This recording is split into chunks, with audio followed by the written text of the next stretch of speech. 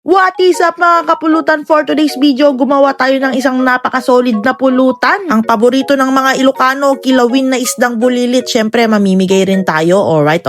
Una sa lahat, first of all, nagpunta tayo sa San Fernando City Public Market para bumili ng fresh na bulilit or tinatawag na galunggong. Kumuha ko ng 1 kilo sa halagang 200 pesos. Pagka-uwi, hinugasan lang natin yung isda, saka natin i-fillet. Pinalinis ko naman na to sa market, pinaalis natin yung asang niya. Kaya ngayon, aalisin naman natin yung laman kasi yun lang yung gagamitin natin for today's video. Alright. Mga nagtatanong saan ko pinagawa itong chopping board ko, ilalagay ko yung link dyan sa comment section. I-click nyo lang para mapunta kayo sa kanilang Shopee page. Alright.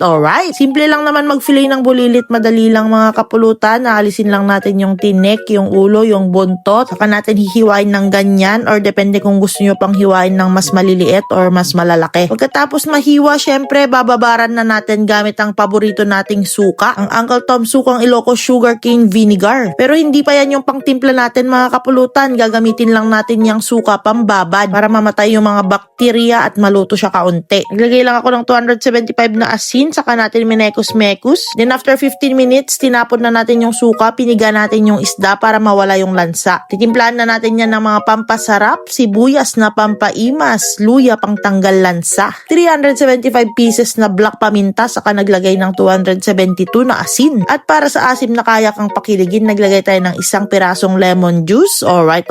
Di rin mawawala ang Uncle Tom sukang Ilocos sa panimpla natin sa kilawin. Ginamit natin yung spice sugarcane vinegar. Available to sa mga grocery malls dito sa La Union and sa mga market. Para sa masarap na suka, gumamit tayo ng Uncle Tom sukang Ilocos. Alright. Nag-add lang din tayo dyan ng isang sili para extra spicy at sheesh! Meron na tayong napakasarap na kilawin na bulilit. Minsan lang ako makagawa ng ganito kasi minsan ko lang matimingan ng fresh na bulilit sa market. Pag natikman nyo to, siguradong hahanap-hanapin nyo. Napaka-solid pulutan. Masarap na naman sana to kung may native na mangga. Alright.